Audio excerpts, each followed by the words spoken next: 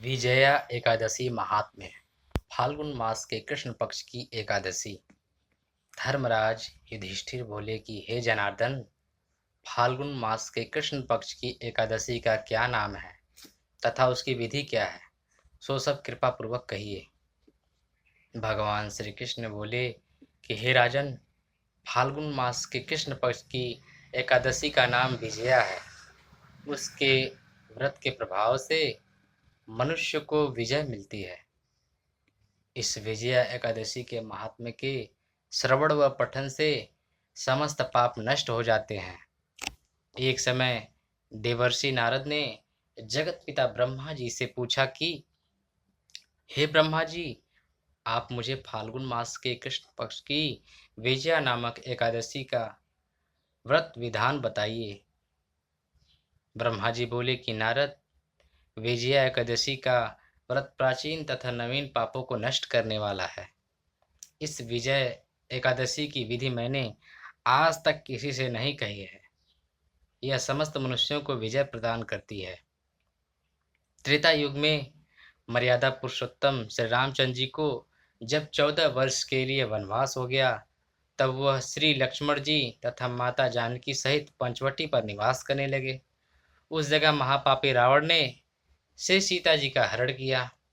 इस दुखद समाचार से श्री राम जी तथा लक्ष्मण जी अत्यंत व्याकुल हुए और सीता जी की खोज में चल दिए।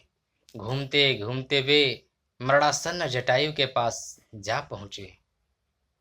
जटायु भी अपनी समस्त कथा सुनाकर स्वर्ग लोक को चला गया। गिद्ध देह तजी धरि हरि रूपा, भूषण बहुपट पीत अनूपा, श्याम गाद विशाल भुजचारी, स्तुति करत नयन भरी बारी। कुछ आगे चलकर उनकी सुग्रीव के साथ मित्रता हो गई और बाली का वध किया। श्री हनुमान जी ने लंका में जाकर सीता जी का पता लगाया और सीता जी से श्री रामचंद्र जी तथा सुग्रीव की मित्रता का वर्णन किया। वहां से लौटकर हनुमान जी श्री रामचंद्र जी के पास आए और सब समाचार कहे। श्री रामचंद्र जी ने सुग्रीव की संपत्ति लेकर वानरों भालुओं की सेना सहित लंका को प्रस्थान किया। जब श्री रामचंद्र जी समुद्र के किनारे पहुंच गए, तब उन्होंने महान अगाध मगरमच्छों से युक्त समुद्र को देखकर श्री लक्ष्मण जी से कहा, हे लक्ष्मण, इस महान अगाध अनेकों जीवों से युक्त समुद्र को किस प्रकार पार कर सकेंगे। श्री लक्ष्मण जी बोले कि हे राम जी, आप आदि पुरुष पुराण पुरुषोत्तम हो। यहाँ से करीब आधा योजन की दूरी पर कुमारी द्वीप में बकदालंजय नाम के मुनि रहते हैं। उन्होंने अनेकों नाम के ब्रह्मा देखे हैं। आप उनके पास जाकर इसका उपाय पूछिए। लक्ष्मण जी के वचनों को सुनकर श्री रामचंद्र जी बकदालभ्य नाम के मुनि रहते हैं। उन्होंने अनेकों नाम के ब्रह्मा देखे हैं। उन्होंने अनेकों नाम के ब्रह्मा देखे हैं।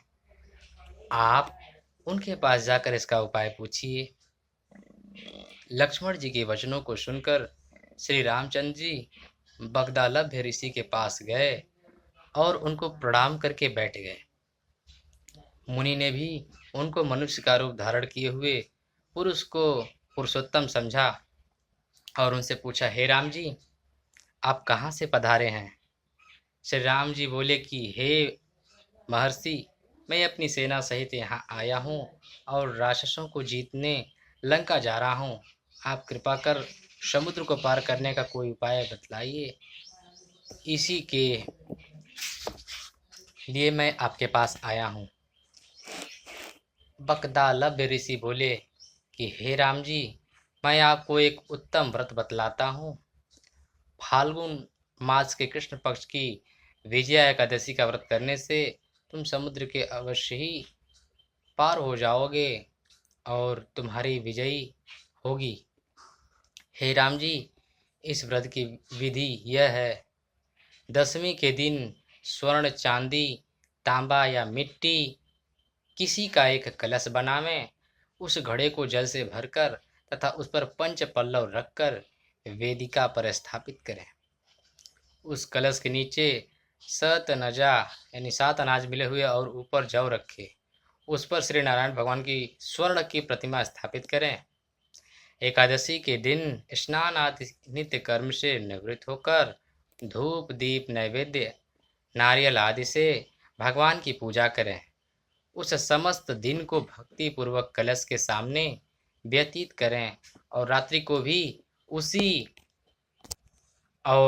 रात्रि को भी उसी तरह बैठे रहकर जागरण करना चाहिए। द्वादशी के दिन नदी या तालाब के किनारे स्नान आदि से निवृत्त होकर उस कलश को ब्राह्मण को दे देना चाहिए। हे राम, यदि तुम इस व्रत को सेनापतियों के साथ करोगे तो अवश्य तुम विजयी होगे।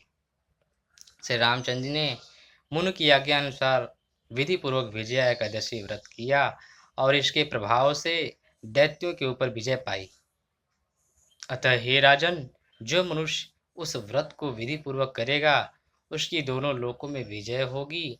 श्री ब्रह्मा जी ने नारद जी से कहा था कि हे पुत्र, जो इस व्रत का महात्म्य सुनता है उसको वाजपेयी यज्ञ के फल की प्राप्ति होती है।